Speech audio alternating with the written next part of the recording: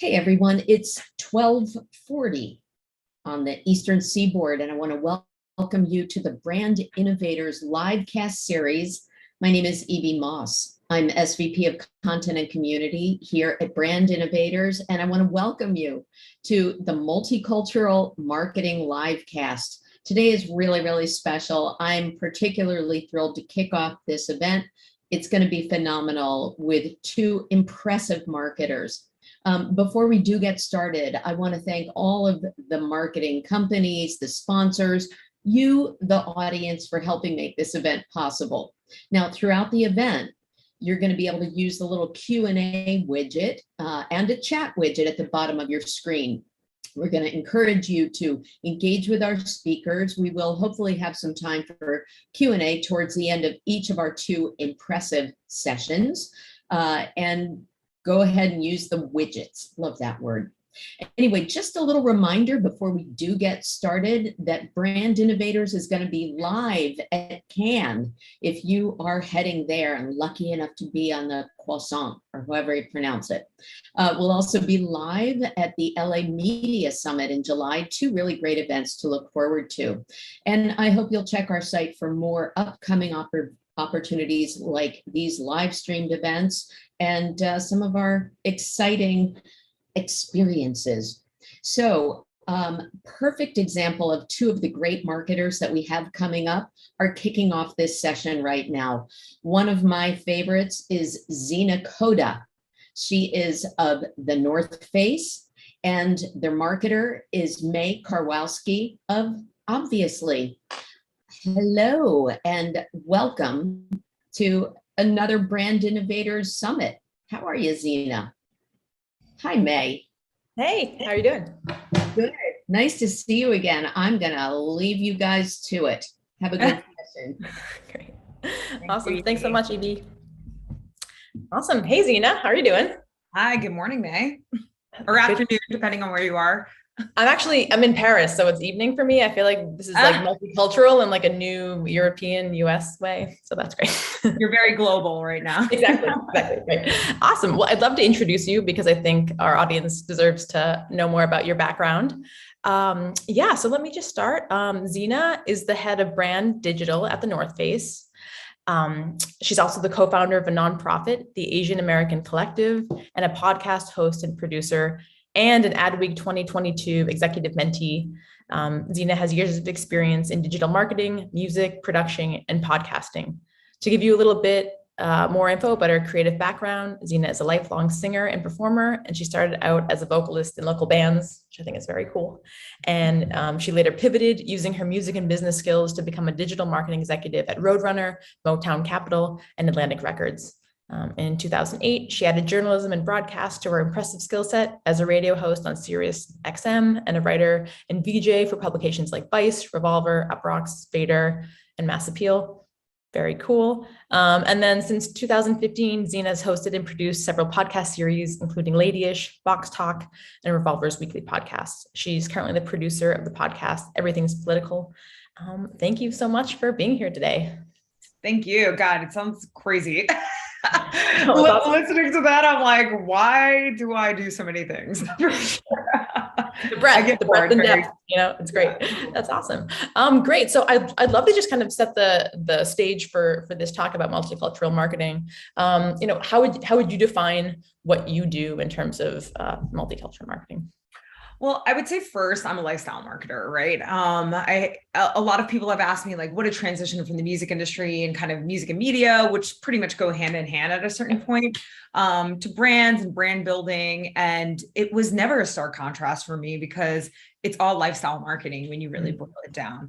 And something that I'm very conscientious of, because I am a lifestyle marketer, is the fact that a lot of these different communities, and we'll dig into this, but like you can, appropriate them as a multicultural community or just marginalized community, other places, that aren't being represented at current, like all of those different communities really converge into one to create pop culture, right? So for me, multicultural marketing was an inevitable part of what I do, also being someone of a BIPOC background. It's just very personal to me to raise awareness by financially investing in these things, bringing it to the forefront, really questioning cultural norms that have been established. Sometimes we don't even realize our cultural norms at a certain point, right? We're just like kind of going. I think that has been really rewarding, especially at this part of my career in brand building, with such, a prolific brand that really has put a lot of investment in the nonprofit community and in building equity for the outdoors. So, multicultural marketing, I think, is something that we've talked about here and there in some of these forums. And I've been thinking a lot about lately what it means to be multicultural, right?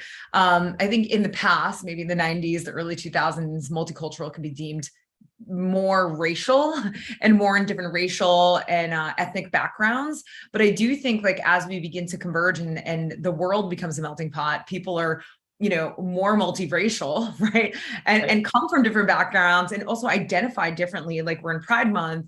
I just actually wrote a piece recently, which should be out soon, about pride and identity in pride and how diverse even the queer community has become and the tensions there.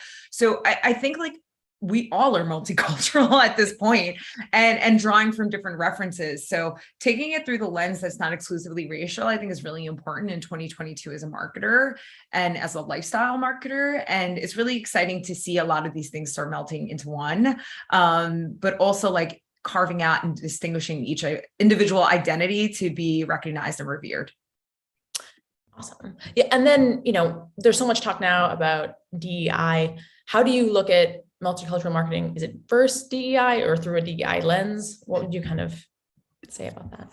Ooh, I would definitely say, actually, just I wrote something here, so I was going to pick it up. I would say DEI is the lens, right? Because when you're thinking about multicultural marketing, whether, again, it be hitting these different touch points that are outside of just like racial diversity, you have to also look, so like DEI, diversity, equity, inclusion. You think of diversity racially, that's kind of the OG. And then diversity of thought and approach, I think, is really, really important to consider as a marketer, because there are so many different thoughts and approaches. And when you have an audience that's cast as a wide net, and you can really get that feedback in real time, right? Like, this is the first time, I think, like, in, marketing's history. Oh yeah. On social, you're going to find out if it was a hit or a miss, or both. Or even if they don't care, they're going to chime into the conversation. It's always that friend that you're like, why are you speaking right now? There's so many of those out there, right? So just kind of like honoring and understanding what that diversity of thought and approach is extremely important. And also understanding that may not necessarily be your consumer. That might just be an opinion in the mix, right? And I think that's really hard for a lot of companies, especially at the highest levels, to rectify, because when you see bad thoughts being aired out in a public forum, it's just really important to understand that those are just thoughts. That doesn't necessarily mean that that consumer or their behavior is going to follow up with that, right? And the way that you defend your stance is extremely important, right?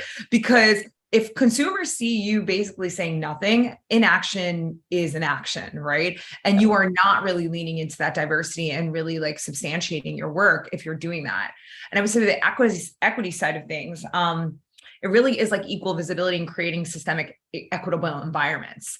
And that means for obviously the forward facing piece, your consumer work and what you're doing in the marketing side, but it also means internally, right? Like if you're not building, if your roots are not watered, then you might as well cut down the tree, right? Because if they can't be planted and they're not nourished and the people who are doing the work don't feel that there is an equitable environment, that work is going to be insidious and it's going to seep in. And it's not going to allow people to do the best work possible. And then with inclusion, which I think it's really hard to define what inclusion is and not go nuts and think of the entire world, right? It's daunting as a marketer. You're like, but what about this person and that person? And we have to funnel efforts and budgets and all of these things that are just realities, right? Like we're talking in realities as marketers because we know that there's a finite budget. There's a finite amount of resources. We could be doing this 24 hours a day and still not hit the mark, right? It's really the sense and the sentiment of bringing people in and allowing stories to then become part of your story as a brand. And finding those right partners, I think, is key for that because it allows you to genuinely and authentically align with those communities. And if you look at things through that lens, then it all kind of ties together these pieces of multicultural marketing and makes it feel authentic, which I think is, always the aim for any of these kind of campaigns. Totally. I know. Yeah, there's so much there. I mean, in terms of like, how do you actually find that authenticity? Because I think it's something that we talk about a lot in influencer marketing and with content creators. But is there kind of like a bellwether test that you apply to any of your marketing, or what do you think?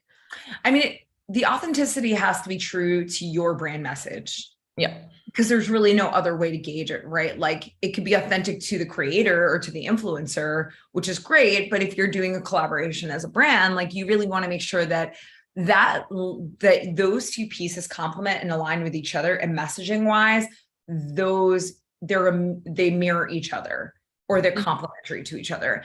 And that's where I think the authenticity kind of like rises to the top, right?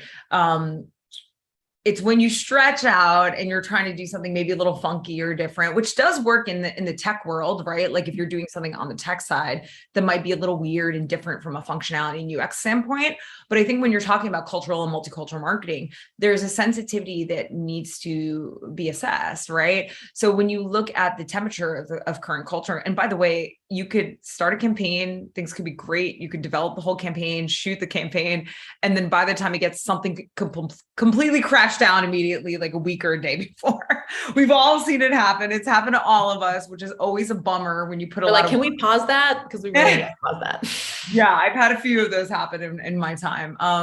So, it's like you try your best, right? And one thing that I think I've seen a bit of a curve in the last year, we had a really huge spike in cancel culture maybe 2 years ago when everyone was in the house, like with the magnifying glass, right? Looking at every single detail and trying to expose every single thing. And, I think that there was some value to cancel culture for sure, because a lot of things hadn't been called out in the past, but there's also a huge risk with being that extreme and life is just not black and white like that.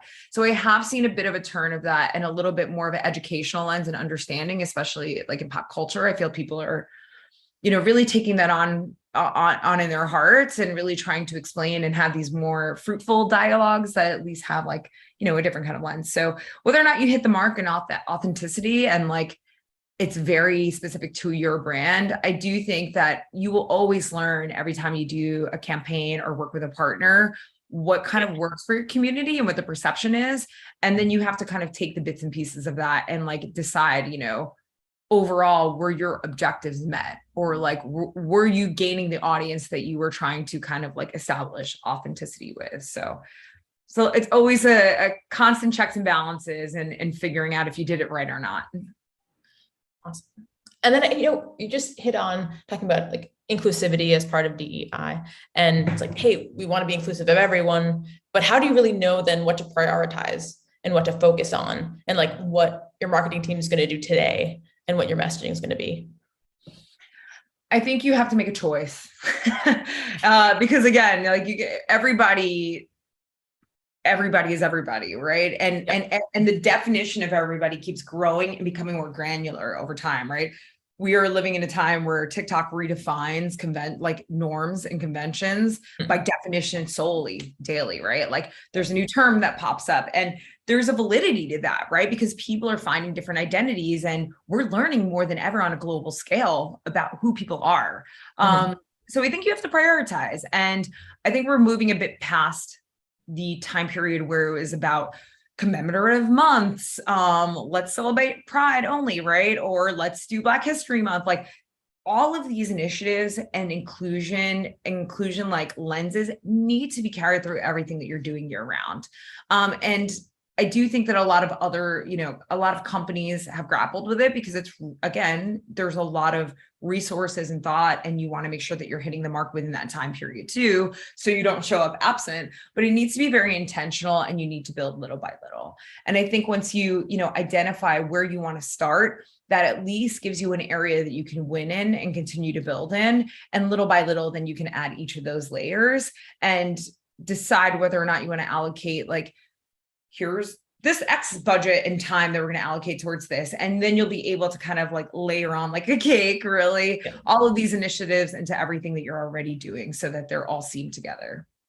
So in terms of like measurement for this type of marketing, is it like, are you using sort of the same measuring stick as other brand activations, or is it different? Is it more qualitative? How do you kind of think about that when you're talking to your exec team? This is a $1 million mystery, right? Brand heat. How do you gauge brand heat, right? Ultimately, you can have all kinds of bullshit metrics, but right. did it sell and connect with the audiences, right? And there is no way to project whether or not your brand marketing campaign that like hit somebody in a personal way built that individual brand affinity or not, right? I may see a huge campaign from Ben and Jerry's, right? And be like, wow, it's amazing that they're so like socially responsible and they have all of this. And, I may not go buy the ice cream for months, right? But every time I go, I look for Ben and Jerry's because I'm a lifelong loyalist based off of that, right? So when you think about what attribution is important with brand heat and brand marketing and what that brings to the value set of the brand, it's actually priceless. Like trying to figure out these metrics is a painful process, right? Like you can do brand lift studies, which in itself is kind of BS in some ways, right? Because you're taking a small group of people and a small group of people's like perceptions of your campaign. And it kind of gives you a little snapshot, but there's no way to really know holistically or even globally because the internet itself is global, right? And also if you're trying to identify like a specific group and really talk to them, the brand lift study might not even reach those people. And to your point, you don't ask people what they are. This isn't a government study. And I did a lot of this work actually when I first got here to the Northeast because I wanted to really understand who are consumers in actuality, right? Like you kind of have an idea, but it's a very hard question to answer. And I'm sure we're not the only brand, right? That is constantly on the quest to identify this. And it really, again, having a clear vision of who you want to reach and how you want to reach them and giving some kind of like qualitative metrics that might help that, like how much reach did it get, how much engagement did it get, right? And then you look at the kind of engagement it got, right? Like, was it neutral? Was it peer-to-peer sharing? Were people just hype on it and shared it, right? There's so many different ways to kind of view it. And I would say like, that seems like a fluffy answer, but I think the biggest acknowledgement you can make as a brand marketer or a lifestyle marketer or multicultural marketer is that sometimes you don't have the concrete answer, but you can deduce to a more lasered view of what that snapshot actually looks like, right? Was it effective? Like, were people engaged with it? Did nobody comment on it? Did no one care? And frankly, I'm of the mind, just knowing how controversy works in a positive way, that sometimes when people are actually speaking about something, and maybe even if you have negative, because not everybody has the same opinion, right? Yeah. you're still building a view for your brand of something different, right? And finding that balance is always going to be really tough because not everyone's going to love what you do no matter what. But you have to be resilient and you have to be brave and bold. And if you're not brave and bold, then you're just going to remain static. So it's also a growth marketing exercise, right? Like you're growing to a whole different audience. Yeah, I know we've done some work with some brands who they want to keep it so tight and constrained and like really reduce the risk and any like liability that comes with speaking to new groups. So they're like, why didn't we get an engagement? Why did nothing happen with this? Like, why was it silent? And we're like, it's silent because no one cared about that TikTok because it like wasn't interesting.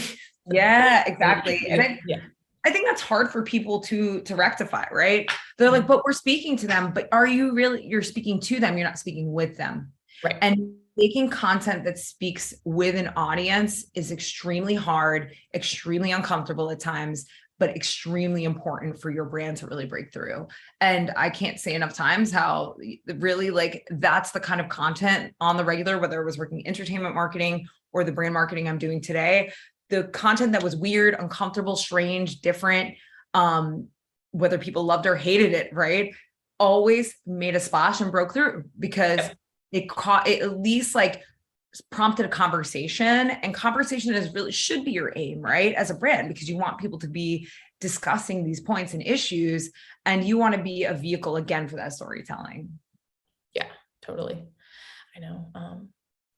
It's a hard one. I thought about, I lost my thought on that one. Oh, it will come back. Awesome. I know we touched briefly on this, but kind of the thinking around, okay, there are these cultural moments kind of baked into the calendars now when we're looking at multicultural marketing, but are we past that, or is that still a good place to start? Kind of how do you think about, are we really going to invest in this month because there's a groundswell around it, or is it more important that we kind of focus elsewhere and that we're kind of past, naming months? What do you think? I think we're at an inflection period, actually, because it's kind of past the point of expected and now getting to almost like a point of like scrutiny, right? Like if you are doing something within that time period, okay, well, are you doing it right? Are you doing the right thing? How are you incorporating it? And, I'm sympathetic because companies are trying, but may not necessarily know like what the right move is. And frankly, culture is moving quicker than ever. Norms are moving quicker than ever. It's easy to make a mistake for sure at a time like this. I think, again, if it's true to what your community and 365 and value set message really is, then go for it, right? Like we put a lot into our Pride campaign because we have always championed the queer communities. Our athletes have been queer. Like there are just so many things that are very personal to us. And within that, like we have, product that we've come out with, we have a donation component. So there's all of these things that come together that kind of coalesce why we're doing this. And it will always be an initiative for us throughout the year. Is it going to happen every year? I don't know, right? Like culturally, it might change, but by the way, like we're incorporating that into what we're doing step by step anyway. So I do feel like companies have to make a bit of a choice again, right? Like you can't do it for every single day. I mean, honestly, every month there's a whole different slew of like honorary months, right? And I'm Asian American, and we didn't have as much this year for AAPI month, but I'm like, that's okay, because unless we have something to say or really honoring the community, we did like a quick piece that was really interesting talking about generational trauma and how the outdoors heals it. That made sense, right? But to go above and beyond in a different way wouldn't have felt as authentic. So I think like when you're looking at some of those things, there has to be a natural tie-in to that month. Or to what that month is honoring. But if there isn't, I also think it's okay to sit out, right? As long as you are, again, keyed in on those communities that you really want to like invest in and like honor and like do a little extra work in. And this is not new, like companies have been doing this forever, right? Then I think it's pretty easy for you to be able to prioritize, but I don't think it's a prerequisite every single time. Like you can pick and choose, which is kind of the beauty, but like be always ready for the conversation that will surround that choice. Yeah, it sounds like too, like, you're really speaking from a place of confidence, which is so important too, because you're like, hey, I know the community, I know the work we're doing, our roots are planted here. I'm going to hear if feedback is negative, like I feel confident that we're going to focus a little bit less on this, but we're going to pursue this. Could you actually, I think it'd be great to have like an example to kind of walk through. Maybe you could talk a little bit about what you have done for Pride Month, just to like from a product side, or I think that I'm just interested in that. Yeah, I mean, we released Pride collection. This is our second year doing it. This is our second year doing it. And we also have a partnership with Patagonia. I'm not sure if you're aware of who Patagonia is. Real name Wynn. Yeah. A very wonderful drag queen, but also a huge outdoor advocate, and really has brought a lot from the nonprofit community to the outdoors. Works really closely with a nonprofit called Brave Trails, who we've donated to this month, but also continue to donate to. We have a Explore Fund, which we've had for the last 10 years, which is our nonprofit arm. Not many people know about it, which is good because that's the way it should be. Yeah. Which has been keyed in on equity in the outdoors and all kinds of different nonprofit organizations, like just helping to donate, grant, and support. So basically,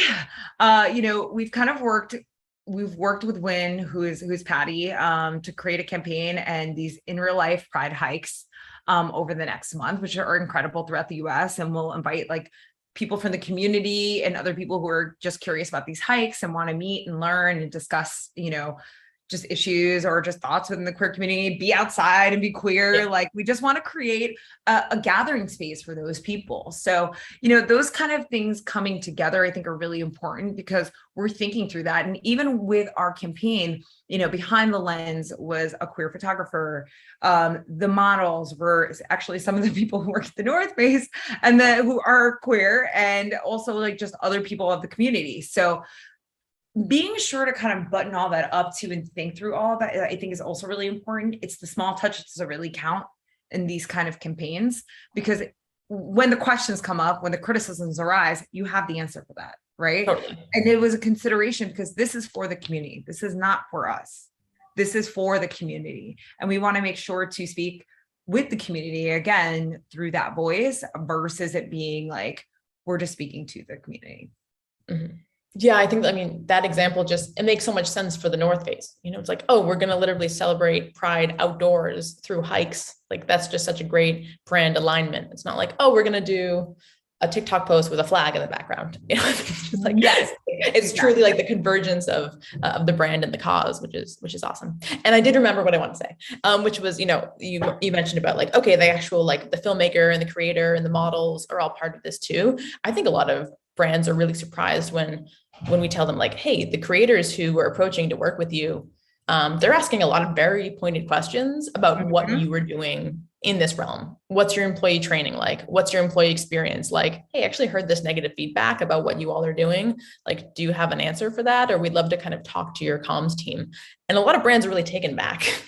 It's like, no, it's like, creators really care. Like they want to make sure that they're working with brands who are doing the work too.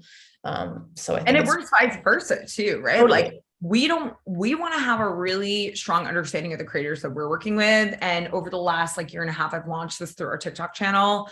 We've resourced creators for a bunch of different things, from more commercial uses, right, to display backpacks and talk about backpacks.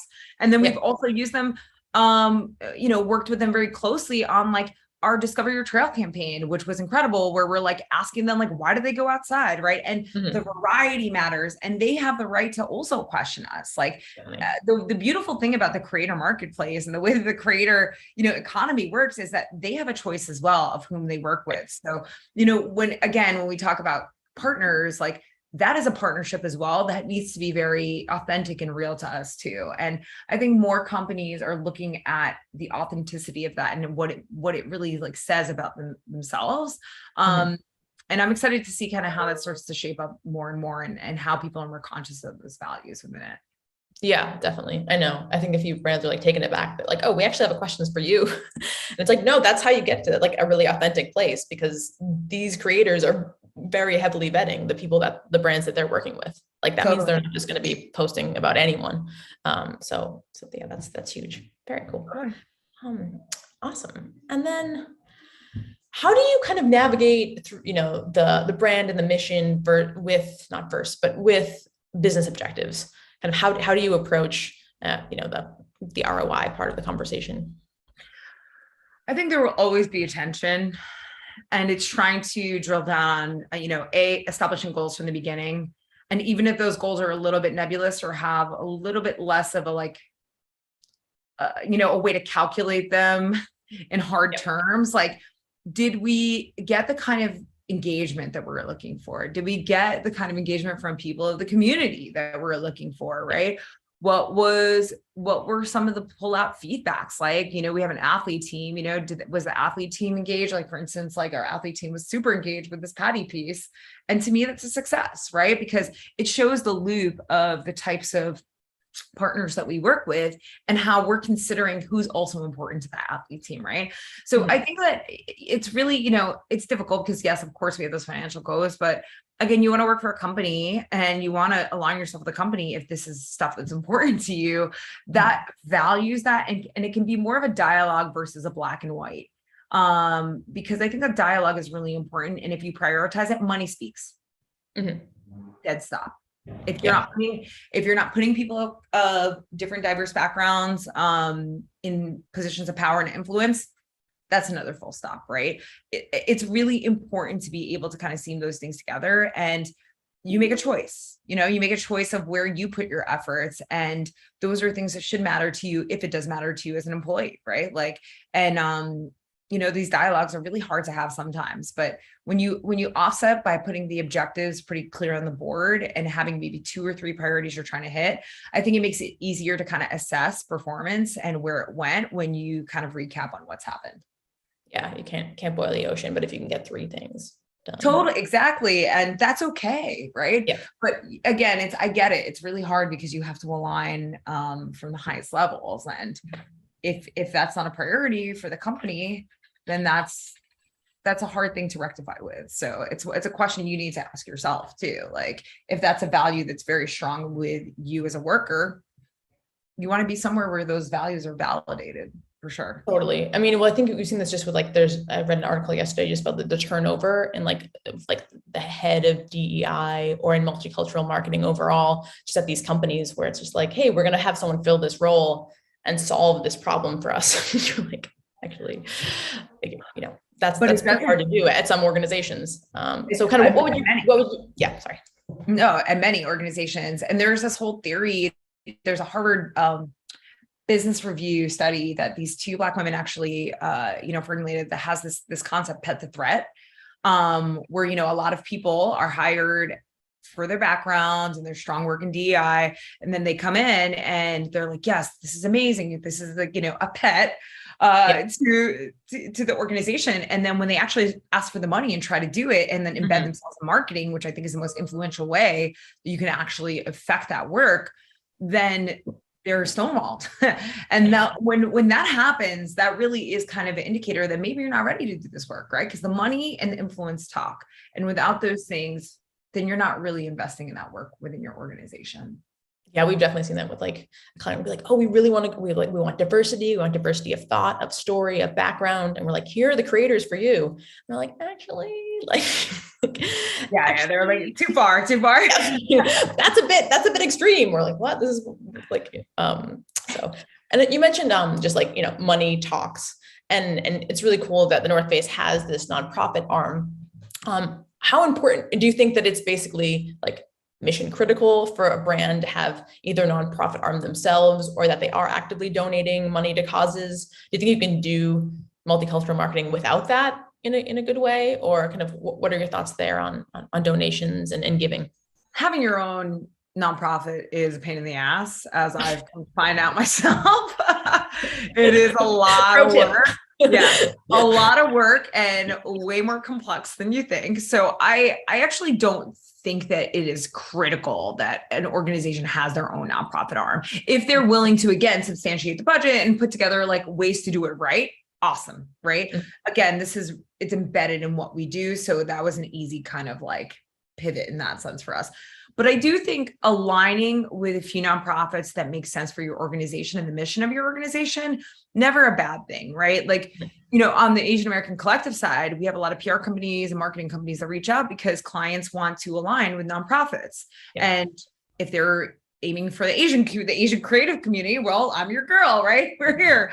So I love seeing that, because I'm not mad at organizations that don't have $5 million to donate every year. But I do think it's great when I see these organizations that might make sense for us kind of coming in, like willing to input even a little bit of budget into a particular initiative or work with us directly. So I think that all of that kind of alignment counts.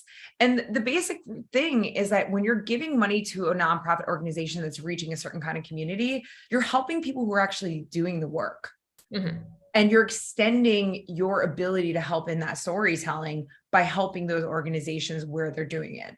So I think it's actually a really good thing to have a consciousness of this, and almost like a bank of different nonprofits or community organizations you're working with, depending obviously on the scope of your business, because it's just the right thing to do, right? Like you're if you have a business, you're trying to like sell a product or do a thing, right? You can't do everything. And it just makes a ton of sense to actually align with people who values wise feel like great partners for you. So it's cool that because you've been on both sides of it in terms of like brands supporting nonprofits and nonprofits wanting to partner with brands. If you're on the brand side, do you have any advice for brands in trying to vet and choose the nonprofits that they decide to align with? I mean, again, do they align with your values and the future of your company? Is there a pipeline within what they're doing for future employees or people who would be invested in your companies too, right? Like, one thing that's really interesting is like companies will sometimes donate to us on the Asian American Collective side, and they also have people we would want in our group. So we also use it as a vehicle to be like, hey, if any of the people within your organization are looking to join a resource, we can also be a resource to you. So I do think like there's a few different things that an organization like that can be beneficial to you for, right? And establishing that relationship is super important. But I mean, you want to make sure there's no controversy. You want to know what their aims are, their pillars. Like I've built countless decks around this. And, it really does get you thinking when you are an organization, like, what are our three aims, right? Like, and I use a lot of the brand marketing expertise that I bring from my day job, right, into this, because I'm like, here's 3 pillars. We're focused on mentorship, education, and advocacy. And once you can kind of give your elevator pitch like that, it makes a lot of sense to the brand that's willing to donate, right? So I think that that's really important, that you also see that the organization you're working with has a very clear mission, has kind of like, has at least like some kind of like stats or understanding of like what programs have looked like in the past. And that you have like, you feel that mutual connection and a little bit of that good working relationship, because that's extremely important. Like you don't want to donate your money and then never hear again. Like you also want to make sure that there is kind of an open line of communication there too. And then I guess on the flip side, if you're on the nonprofit looking at the brands you want to work with, what do you think like kind of the best ways to set up that relationship so you're getting the most out of the brand partnership? Yeah, I think this is a very good one. I mean, it's different for everybody. Just because you have a lot of money doesn't mean that it necessarily makes sense for us, right? I think the biggest thing is also when you're a nonprofit, having a value set to really kind of work around. I actually just did this work for us. So, again, like working in brand marketing really got me thinking about what are our values and who do we partner with and why, right? And we partner with other people who are championing the future of the Asian American creative community, but are also acting as empowering allies to other BIPOC and marginalized communities as well. So if you're just keyed in on Asians, but don't care about the rest of the world, you're maybe not for us, right? Mm-hmm. Because that's not what we're trying to do. But I think having those parameters are really important, because it really makes you question every opportunity that comes your way and say, hey, are we looking at it through this lens? Does this fulfill this lens? And once you have that, it really helps you to vet and say yes and no to opportunities that, may look sexy on paper, but we're probably not going to partner with an oil and gas company anytime soon, or evil corporations. Like it's just not going to happen for us.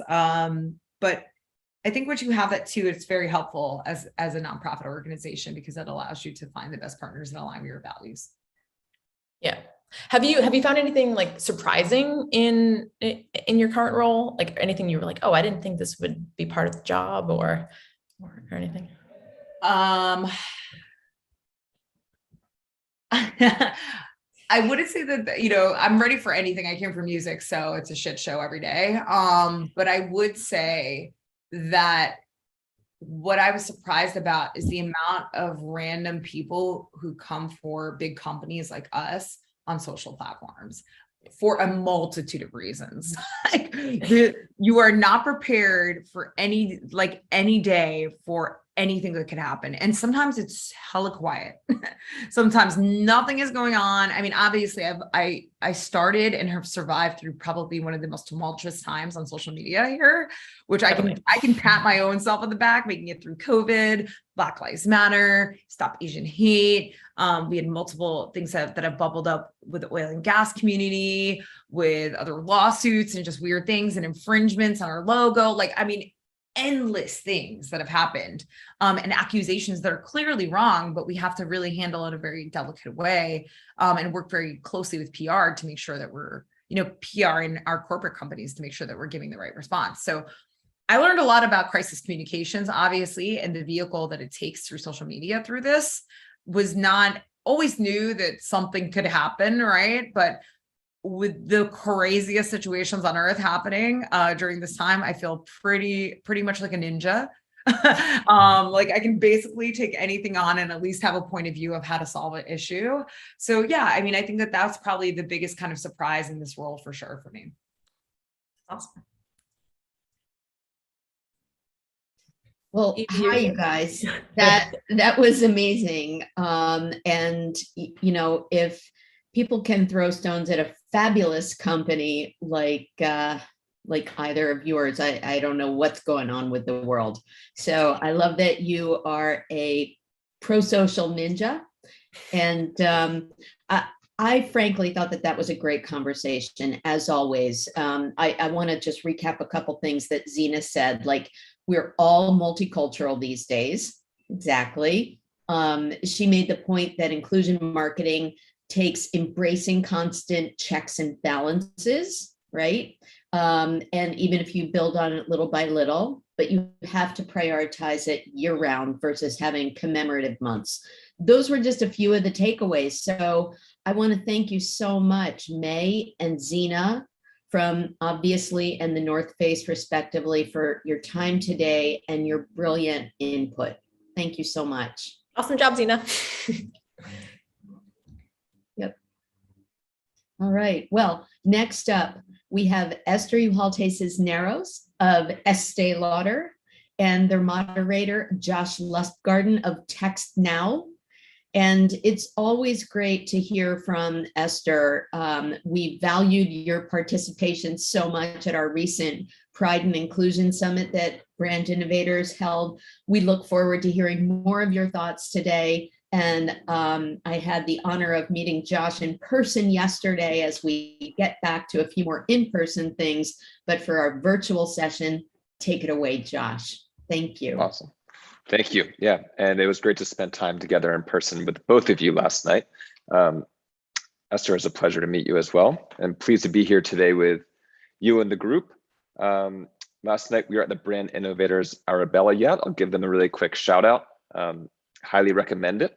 So we joined together to talk about the beauty industry, a lot of the work that's being done, and then specifically today's purpose is to talk about the multicultural side, how to appeal to these audiences, how to appeal to the Gen Z millennial audiences, some of the older side of the multicultural, and the different paths and nuances that brands are taking.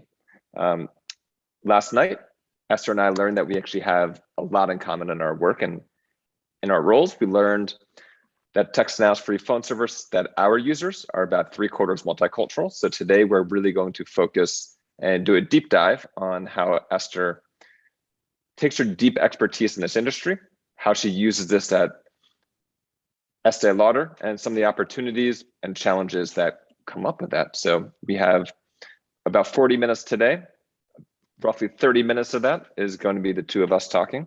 And then I want to make sure that we save at least 10 minutes for some question and answers. And this is rare from a guest, but Esther said, leave at least 10 minutes for that. That's my favorite part. So please, if you guys have questions, save them. And she's very excited. So with all that, welcome, Esther. Thank you very much, Josh. And thank you, Brand Innovators, for having me. I'm very excited to be here today to talk about this topic that I love, professionally and personally, being myself multicultural. Yeah. So before we get into it, I thought we'd talk about your background. You have one of the more interesting backgrounds that I've seen, and you bounce around a bit between different, between the agency side and the client side. You've also bounced around with geographies, and you've worked at some really big brands. So you've lived in France, you've lived in Germany, and of course now you're in New York. So why don't we kind of kick things off? I'd love to hear more about we've got two different nuances I'd like to hear your perspective on. One is the cultural nuances between each of the regions. And then two, let's just talk about how the geographies themselves differ. Okay. Thank you again, Josh, for the question. I'm looking forward to these 40 minutes together. So I am originally from Spain. I've lived in Spain 22 years and I've been on the go 22 years. So I just hit like my 50-50 in life. But certainly my whole family is in Spain. I'm very close, very clear on where I'm from and really very close to Spain, really. I went to college there and then I left, and that's been the on the go part, right? So always loved foreign languages. That's really how I started, and studied for a year in Germany, for a year in France during college, and then as soon as I graduated, I got my first job in Germany, actually in advertising sales, working for CNN International. So already, the American connection was there, but based in Germany. I was there for a few years. I was transferred and promoted with CNN to Paris, to the Paris office. So I moved to Paris. I was there for a couple of years. That's where I switched to the media agency side. So Group M was a wonderful home for me for 8-9 years. I worked with them in Paris, and they transferred me to New York. So that's how I came to New York with MEC, actually. Part of Group M, will always be grateful for that piece. And at that point, I was already working in an international setup, running the international business for Campbell's Soup Company and DHL and Remy Cointreau. So I came to New York to run the Campbell's business internationally. I moved to Mindshare for a couple of years to run American Express, also the international business. And then 9 years ago, I switched to the Estée Lauder company. So to your point, first time on the brand side, with a 4-month-old baby. I remember it all happened during my parental leave. So it was very big job for me, and with the baby and everything. And 9 years later, I'm still at this wonderful company. And I really came to the company through my media expertise, because that was my background: digital transformation, digital media strategy. But from there, I've really worked in different capacities. So I overtook the CRM function. I worked in-store retail experience, in e-commerce, and now I'm like supervising omnichannel projects. So always in a global capacity, the global headquarters for the companies in New York. And I work indeed with North America, Latin America, Europe, Asia, the UK, and travel retail, which is a region by itself for us. So it's a global position working with all those geographies. So I have colleagues from everywhere in the world. And me, myself, I like to always learn and consider myself, a citizen of the world as well. So that is my background. Okay. What has been the biggest cultural differences that you have found going from country to country, and then even as you sort of think about people's different backgrounds, so as you start to market towards different ethnicities? So absolutely. I mean, there is different ethnicities, different age ranges, different gender orientations, different attitudes towards life as well. That's also cultural or multicultural. So, personally, I like to be open, curious, empathic, all very big words. So I go for progress over perfection. I try to be aware of my own biases, acknowledge that I'm more biased than I can even realize, and try to be very open and understand what someone is telling me from their own, from their own position. I think humor is tough.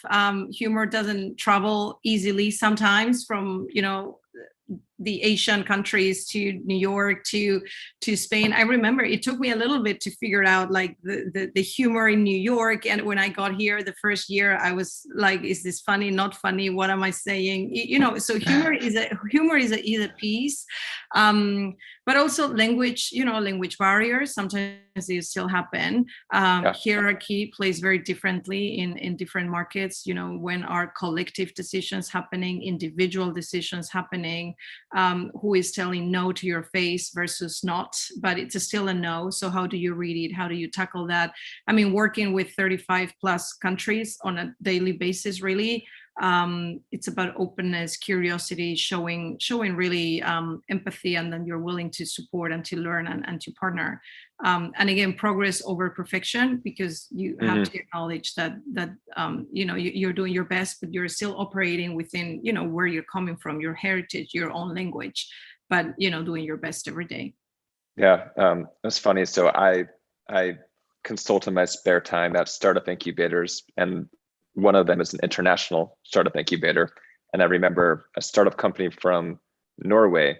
I always like to weave in some kind of humor when I discuss, and I made a joke that I thought was going to play extremely well, and their faces were just dead silent. And I start sweating, and I just keep going and assuming they didn't find it funny. And after the presentation, I get 4 or 5 emails saying, that was so funny, blah, blah, blah. And it's just the different cultural difference that they don't express it on their face sometimes. Yeah, and it's different.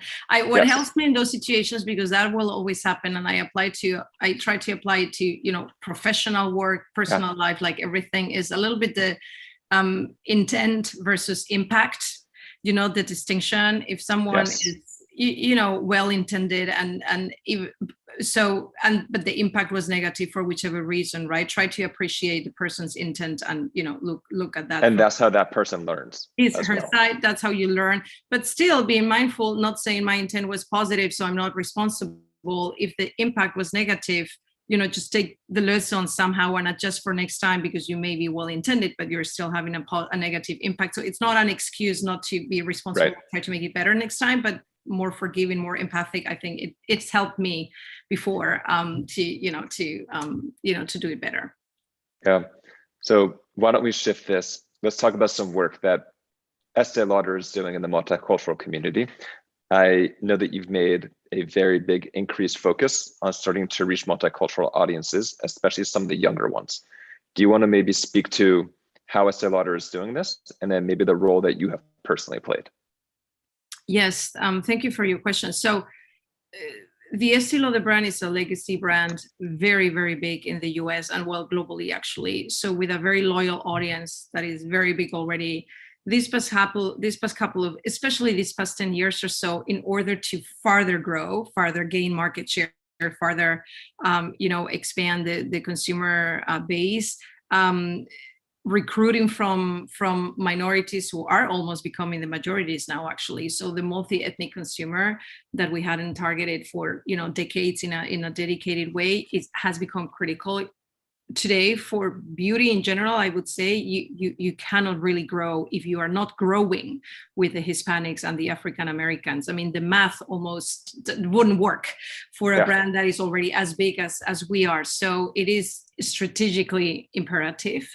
And but with that have come, prioritization challenges as to, with flat budgets or with, a certain amount of products we can launch every year. How do we, encompass those groups now to make them, part of our base? So different things here. We look at product, literally product. That's where we start. We have high quality products. What are the skincare concerns or the makeup trends or the makeup wishes for these multi-ethnic groups? And it can go as far as, creating or developing a moisturizer that is, specifically designed to tackle these skincare concerns from this ethnic group. It can be specific product development, or we may have the product that we're using for the general market, but we are adjusting our testing so that we can get specific claims that speak to their specific concerns. With the Latina consumer, a very clear example is the dark circles, right? Ojeras. It's the number one concern, whichever skincare study you do for the Latina consumer, that is the first thing they say again and again.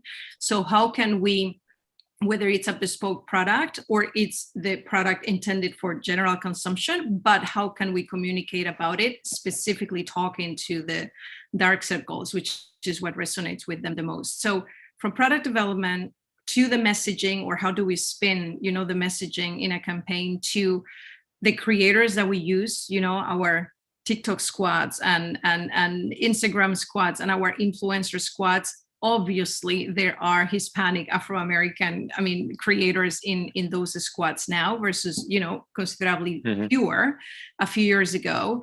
And that's how we look at really at all our touch points, that we also have representation for our beauty advisors in stores. You know that they are ethnically and from an age perspective also diverse, and everyone who comes to an Estée Lauder counter can feel included and spoken to in her or his own language.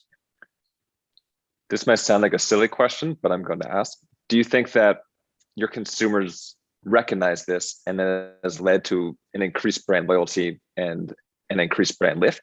Or do they just assume that that is the norm these days? Or do they think that you are really speaking to them and making that big of an increased effort? I think there is recognition. For example, when a few years ago already, Double Wear, which is our leading makeup foundation, it's the number one globally, and we have, I believe, in the US now 56 shades. So that is more than any competitor, or as much as some of the top 1, 2, 3 competitors. But that increase in shades for makeup, for foundation, happened a few years ago, and I do think there was recognition in the marketplace. Estée Lauder and a couple of other competitors are expanding their, black is not only black. Black is, I don't know how many shades of black we have. It is, 20 plus. So, yeah. So that recognition was there. Now, rightly so, I would say, became quickly table stakes, as in, the consumers demand even more. And so I would say, more than recognition that, oh, it's great that it's like, if you don't have it, it's a problem. So it's more like the negative effect. You know what I mean? You cannot not have it, then it's really a bad thing. If you have it, it's good, and just celebrate for 3 seconds, and then you move to, okay, you need to do even more and produce even more. So it's a little bit more that, but certainly when the makeup is very clear, shades and colors that work on every single skin tone. That is, for a brand our size, our legacy, what we really want to achieve in the marketplace, it's at table stakes. It has to happen. It's interesting because we used to show on social, for example, we had 4 different lipstick shades that were new, and we were promoting them, and we would show 1 shade on a white model, 1 shade on an African American model, 1 shade on Asian, 1 shade on Latina, just making it up. And we started hearing from social, no, what we want is actually to see the same shade on 4 different model types. So, they wanted to see how 1 shade looks on me, the other. So we started actually, adjusting some of our creative, representation, and this is the 1 color, and here's how it looks on 4 different skin tones, instead of doing before, 1 shade on each. That they wanted to see, you're doing a product, how is it for everyone? How does it look on everyone? And the consumers will tell you a lot on social, and they will speak up and be very loud about certain things. Yeah, social is definitely a great place to hear and to then give feedback and tell your customers that you hear them, that you're doing these things differently because of their input. Absolutely. So I want to hit on something that you just spoke about, which is you have such a wide range, right? You've got your Gen Z, you've got Gen X, you've got the millennial. So, and you also mentioned that budgets kind of get thin, especially on the multicultural side. If you had an infinite budget, I'm sure there's so much you could do, but you don't, just like I'm sure many of the people that are on this call on the marketing side. How do you balance your priorities? How do you make creative that speaks to everybody and that also speaks to the individuals at the same time? Yeah, well, I think, Josh, that's the holy, that's the holy grail, the trickiest thing to manage. We want to recruit, we want to retain. Retaining is considerably more efficient than recruitment. We all know that retaining a loyal consumer is more affordable than recruiting, but we need to recruit across different ethnicities, as we just said, across different ages, younger as well, which is an elusive target and not very loyal at all in beauty, especially less in makeup. They are really, all over the place trying new things out. So it's about, prioritization, making smart choices. We, in my department, digital marketing, we are responsible for briefing our amazing creative partners, and then we get a pitch back and we discuss, and then at some point we agree. And it's about how what is a must-have for each type of ethnicity or community.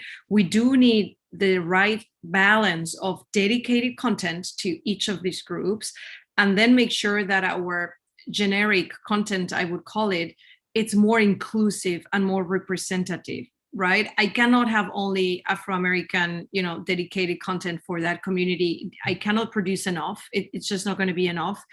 I need some share of that, but also how can I make my general campaigns, my generic creative content, storytelling appropriate for every single group, which I think in the essence of more diversity, we are losing a little bit the inclusivity piece. Content should be like inclusive, so that you are not producing more and more content. Otherwise it's so segmented. It's not easy as well to be consistent if you start producing content by niche, by community, by it gets tricky there to lose a little bit the essence. So I mean, a simple way to do this is for our generic campaigns, for our heroes, we used to have a hero model for many years. We used to have a hero model. Now we almost always have 2, if not 3. They are ethnically diverse. So at least, and that's our generic like hero campaign, that it's everywhere, all over the place. So at least that is more inclusive visually than it was before, for sure. So I would argue that works partly for the African American, for the Hispanic community, and then I double down with some content dedicated or specifically developed for those groups. So it's an ongoing balance, and it varies by market, right? In the UK, for example, the opportunity with the Asian community, the Asian population in the UK is stronger than with the African American. So multicultural is also different, different segments, different opportunities by market. The Southeast Asian, there is a big Filipino community. So we multicultural, again, whatever that market is, a share of dedicated content for that audience, and then making all your content more inclusive in every way you can. Yeah, that's been a very big trend, and it's been a nice trend to see. That is more about inclusive marketing, trying to speak broad, but also targeted. Yeah. So I do want to ask a follow-up question. You mentioned that the younger generation is not loyal, and I like to think a lot of the marketers, each person tuning in right now, probably has that same issue. So this question is twofold. One, we all know that the younger generation is the most diverse generation ever. They're getting very close to being the majority instead of the minority. So what have been some successful strategies in trying to retain? And we've learned at TextNow, our fastest growing segment is that younger segment, because we could pull them away from the other low cost carriers, and they're open-minded and they're willing to try something new. But the retention's it's a very tough part. What have you learned? So we're still learning, but certainly because we've had success recruiting new, younger, with certain products, right? In our portfolio, as with many companies, even within a specific segment, you have a little bit more the higher end, the lower end, the entry products, which are a little bit more affordable, more generic. So those, those are our recruitment engines for the younger generation who may want to try out a first prestige beauty product for the first time, or that they are coming in from the mass market and want to gift themselves with a premium skincare product a little bit for the first time. We have those entry products, so you need to have that entry level. Even if you are prestige luxury, there's always an entry level into your categories. So having that piece, I think for us is the quality of the products. If the product is not good or good for them, they will never ever come back. So if you don't have an amazing product, I mean retention is just not going to work, I think. But if you have it, like it's our case, that's the starting point really. Where we've seen success is with engagement, and engagement in different ways. If we get them to come to store, or if they are in store already, the conversation with our beauty advisors, who are amazingly well trained to speak to you, address your concerns, have a dialogue. You purchase or you don't purchase, it doesn't matter. And we have an amazing menu of free services, from the 3-minute, if you only have 3 minutes, to the 20-minute consultation. So we know for a fact, and I would assume it's the same for many competitors really, if we get someone to get a service from us, like the chances for a second purchase, whether it's online or in store, are so much higher, because that's a very meaningful interaction. Someone is touching you. So of course we couldn't do that during the pandemic, but before and now we're doing that again. So we know that is a big win and a big achievement towards retention. Online, or during the pandemic, or online, how can that happen? No one can interact with you really one-on-one, but through all the virtual try-on tools, whether a skincare diagnostic. We have technology now. We can do a very quick, technology check on your skin. But, there is amazing technology. Scan your face, you get the picture, and you can really go 2-3 layers deep into your skin and assess, this is your concern, this is your recommendation. Virtual try-on, we had, now it's table stakes, but when we launched it 2-3 years ago, it was really new. And the idea that you can try 30 lipstick shades in 30 seconds. That was really the campaign that we built. That is very engaging to younger, well, to any audience, but certainly to younger audience, because it's a gamification. It's really playful and fun. So, and if you try 30 lipstick shades, the chances that you buy only one are low. You're going to want 2+, right? And if we get you there to, if we get you there to engage, to spend time with us, to participate in quizzes, to answer 3 simple questions, and then we tell you which fragrance could suit you best. And that's when, with this younger audience, there is a higher chance of that comeback second purchase a little bit later. So we are not transactional. It's really about bringing the emotion and those engagement mechanisms that give you the time. I'm like, the more time you spend with the brand, the higher the chances. So it's all about the time, getting you to stick around longer through quizzes, sweepstakes, virtual try-on technology, of course, in the store with the beauty advisor. So time equals, higher opportunity for the second purchase and beyond. Yeah, that definitely makes sense. So we have about 5 minutes left of questions that the two of us will talk through. And then I want to make sure that we save time. I've already gotten a couple of questions. So people, if questions arise, please type it into the chat, and I'm keeping a tab here. So I'd like to ask a quick question. We've talked about everything on the external side. So what you and the team are doing to market to your customers. And now I want to focus, what are you doing internally as far as diversity and multicultural promotion goes? So I've read you've done a lot with historically Black colleges and universities. I've read a lot of different things, but I want to kick it to you real quick to maybe talk about how you're hitting all the different resources groups and things that have worked. So I love the question because it starts internally. If it doesn't start internally, it won't be reflected externally. So fully believer in that. So I am biased, as I said at the beginning. The Estée Lauder Companies is an amazing organization. We just celebrated this year our 75th anniversary. So we've been around for decades, and we will be around for 75 plus more years. So 84% of the workforce is female. I would say empathy, caring, family owned, which we still are, really all apply 100%. So it really is a very heartfelt mission to be diverse, to be inclusive, and we do a lot for that. So there are so many initiatives internally, from the leading from every chair, which comes directly from our CEO, and the fostering of anyone regardless of level. It doesn't matter, one brand can contribute to another brand.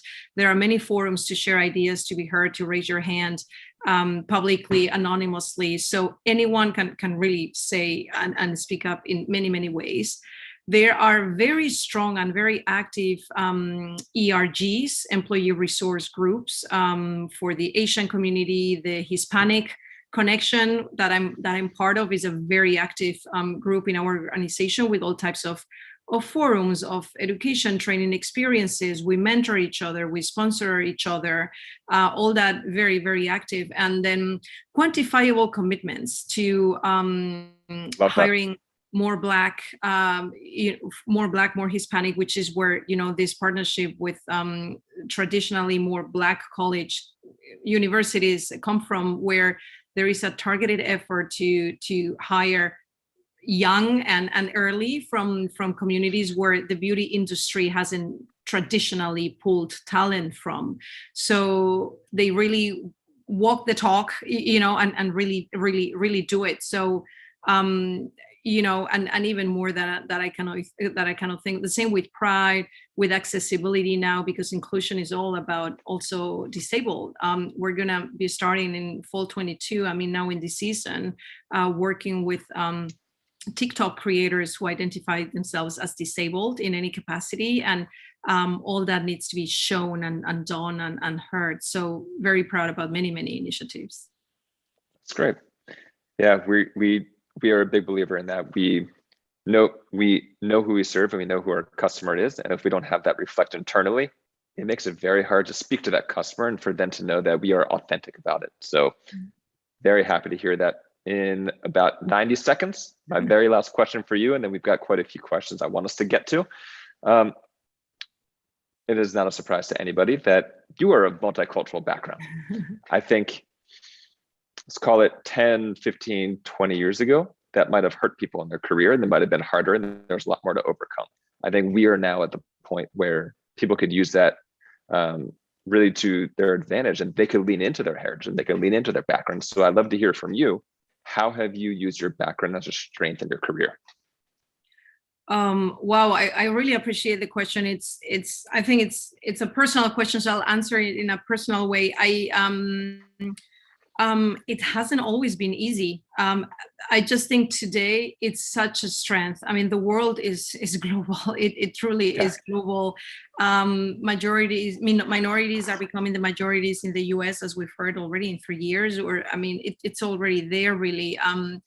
I personally love the challenges, the nuances, the richness that comes with being multilingual or multicultural. My husband is German. My 2 boys speak 3 languages. I want them to think that, the world is very big and very small at the same time. They can interact with everyone and speak whichever language and learn from everyone and respect absolutely everyone, of course. But when I started working 22 years ago, so this was in Germany, it hasn't always been easy, female, Hispanic, you have an accent, but you want to move from country to country, and you want a promotion, and but very often, of course, like many others on this call, I'm sure you've been the only one in the room in some capacity, the only this, the only that, the only with an accent, the only who didn't get the joke.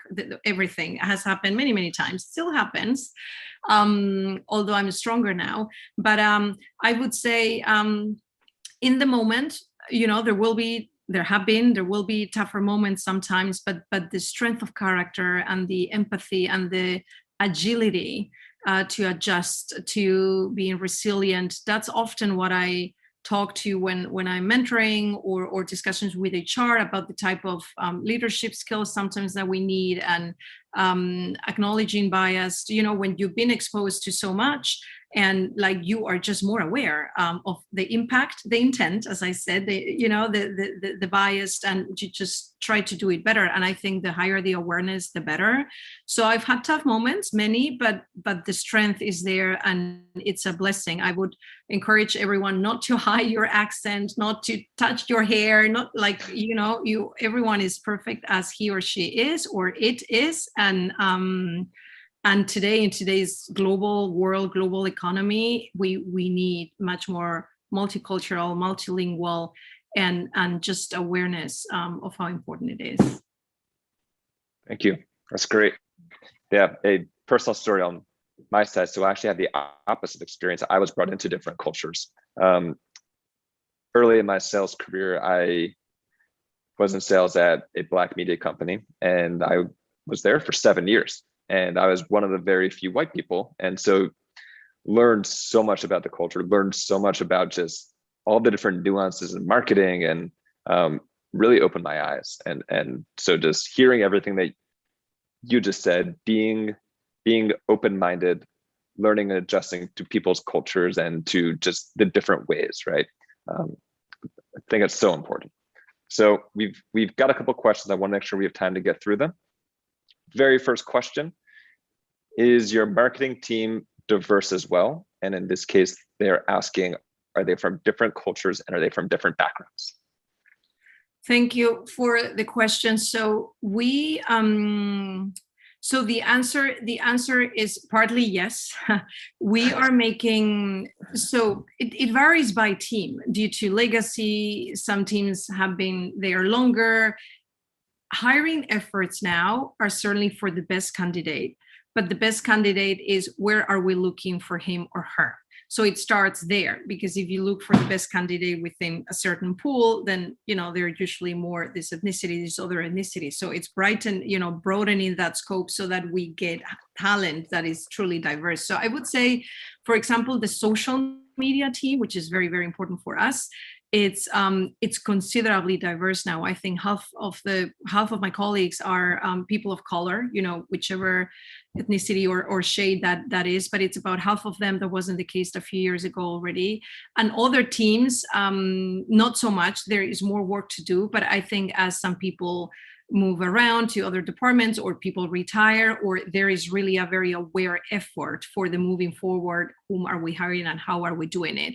So it's a balance. At least we are very proud of the, you know, I mean, proud, we are at least the gender, you know, we're, you know, very strong in that piece, because again, 84% of our workforce, is female, and there is such a high percentage of female in VP, like my level, and higher positions. So that part, I think we are likely ahead of many companies already. Certainly the ethnicity, halfway there, but there is a very, very quantifiable effort being done now to, to move fast there. Thank you for the question. Yeah. Next question. What is the best way to hit multicultural on the move? It's currently a very cluttered space. How do you break through? Oh, it's very cluttered. It is multicultural. What is that exactly? I mean, which ethnicity or which way, right? I think there are different ways to tackle different groups. For the Hispanic consumer, we've seen a lot of success with influencers. They are really a collective audience, social audience. They do listen. They've listened to their mothers, and the mothers to the grandmothers. There is a lot of that mentor, listening to the teacher, listening to the mentor, listening to the family, listening to the mothers. So that type, those tutorials from influencers or so, I think have worked well with that audience. So it's about, doing that programmatically on YouTube, on, wherever you can. For Afro-American, some on the ground activations have worked very well for us. So we partnered with Coachella for a few years already, and have, come up with really on the ground activities dedicated, for example, for foundation for darker skin tones. And they came like beyond you couldn't even imagine. So maybe that target audience, we continue to test, but maybe they react very well to collective like event on the grounds. Of course, you cannot do that all the time, right? Or because it's an expensive and a big undertaking. But I think we're still learning, how to do it with each. Never stop learning. That's the idea. Yeah, that sounds like your motto these days. Yep. Okay, it looks like we have time for one more question, and I happen to love this one. So we talked about a lot of the good and the advancement and the movement that's been going towards multicultural, but what do you think now is still the biggest challenge that we as marketers face?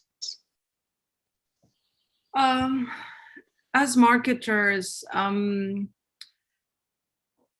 well, I think one of the challenges I face and I try to break is that I know many things are the right thing to do. It is the right thing to do to hire from this university, the right thing to do to portray 3 different models, different skin tones, the right thing to do to feature disabled content creators on my TikTok squad. So many things are the right thing to do, and no one is going to challenge that. It is, but often I think as marketeers, to make a sustained impact, we need to quantify and to come up with the business case for that. It's the right thing to do. Sometimes it's enough, but sometimes it's not. It's like, what is to make it sustainable? I don't want to do only 1 campaign or 2, and I want to change how we're doing it. So if we want to target this community, this is the business case, this is the potential. And you start making assumptions. Of course, I don't know what's going to happen, but I'm like just capturing 5% of this segment and assuming they will invest this much, and then the influencer and the earned media value, and the potential is this $1 million, right? Plus it's the right thing to do. But I think one of my challenges, but I enjoy it, is really the quantification, the business case, so that multicultural, disabled consumers, it really becomes part of my marketing. And I'm not talking about multicultural or disabled anymore, but it's really my marketing strategy, because it's part of it, because it ladders up to the sales goals that I need to hit. So that, I would say, challenge / opportunity to make it sustainable.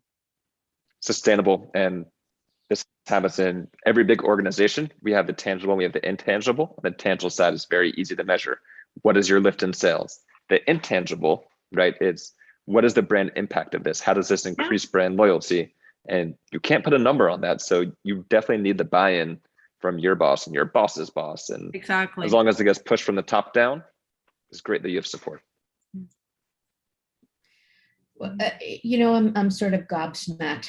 These were terrific contributions and a great conversation. I think that it's been hugely valuable and important. And as Esther said, we never stop learning. And I thank Estee Lauder Company for starting to raise the bar with your 52 Shades of Foundation, making that table stakes, as you said, and doing this from the inside out. And Josh, thank you for bringing out all of those terrific points and for representing Text Now. And so you guys were just terrific. I know that lots of people are going to rewatch this over and over. It'll be on our website and on YouTube, as everybody knows, I hope. So with that, I just want to thank our partners, our marketers, the audience, you.